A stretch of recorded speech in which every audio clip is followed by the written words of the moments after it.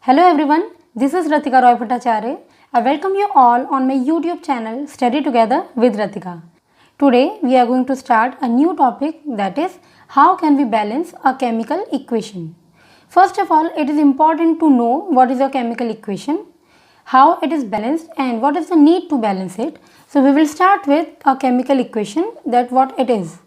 The chemical reaction is represented by a chemical equation. Now what is a chemical reaction? Any reaction which takes place inside the laboratory is known as a chemical reaction, in which chemicals are widely used, whereas the reactions taking place inside our body are known as biological reactions. There is a difference between biological and chemical reactions. So the chemical equation represents a chemical reaction.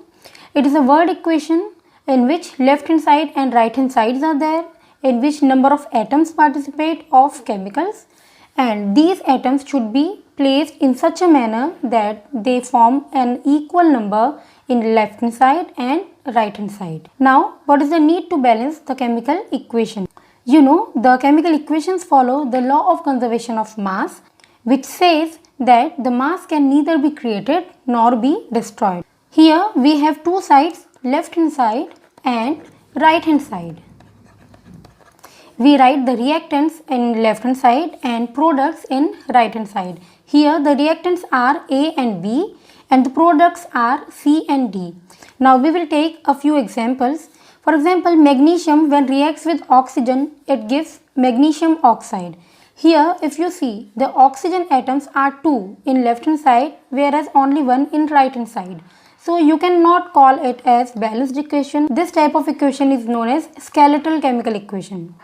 Whereas in this one, second equation, you see zinc plus sulfuric acid gives zinc sulfate plus hydrogen. Number of atoms in both the sides are equal. That is why it is said to be balanced equation.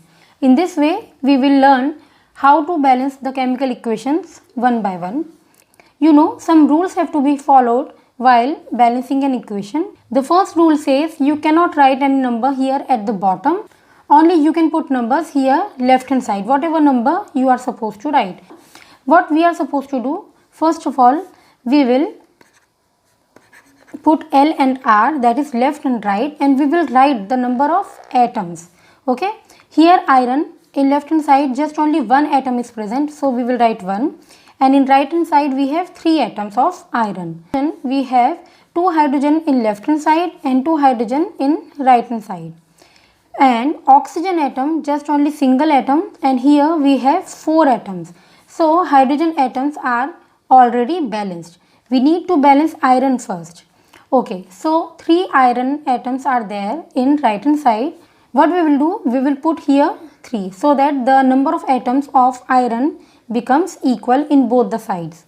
Then hydrogen, we have 2 here, we have 2 here also, same. Now oxygen, if we put here 4, the oxygen atoms are balanced, but now the hydrogen atoms get disturbed. Why? Because this 4 number, this is applicable for each and every atom which is present in this compound. So hydrogen becomes 4 to the 8, 8 in number in left hand side. Now in order to balance the hydrogen atom in right hand side, what we can do, we will have to multiply it with a number which gives us 8 number. So we know 4 when multiplied with 2 gives 8. So 4 to the 8. In this way, this equation is balanced completely. We will do one more equation. Let's see this. Now we know that the number of carbon is already balanced. We will take hydrogen first. So how can we make this 2 hydrogen S4? By multiplying it with 2. So 2 to the 4. Okay. Now it has become 4 in number. Now if we count the oxygen atoms, we have 2 here and 2 plus 2, 4 here. Now how can we make these 2 atoms as 4? By multiplying them with 2, 2 to the 4. So in this way the oxygen also becomes balanced here. This one, next one is one by one we will balance all of these atoms. Manganese already balanced. So what we will do, first of all we will balance oxygen. We have 2 oxygen here. So we will write 2 over here. When here we write 2, Oxygen becomes 2 in number, but hydrogen atoms increase, so they become 4. In order to make here 4 atoms of hydrogen, we will write 4 here. Now manganese, oxygen and hydrogen, all of these atoms are balanced. Only chlorine we need to balance. Here we have got 4 chlorine atoms, here 2 plus 2.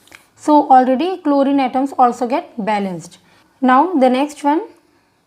So first of all we will try to balance oxygen atoms. We have 2 here but 3 here, and we know that 3 is not the multiple of 2. That is why we will have to take one common number which comes in table of 2 as well as of 3. We know that 6 is such number which is a multiple of both 2 and 3. What we can do, if we put here 2, so for hydrogen becomes 4 and oxygen becomes 2. Okay. Now if we put here 2, hydrogen again becomes 4 and sulfur also becomes 2. We will again put 2 here so that the sulfur also gets balanced. Now oxygen we have got 2 to the 4 here and 2 here. So 4 plus 2, 6. Here we have just only 2 oxygen. If we multiply it with 3, so 3 to the 6 it becomes, and in this way the equation gets balanced. One more equation. 3 we have here.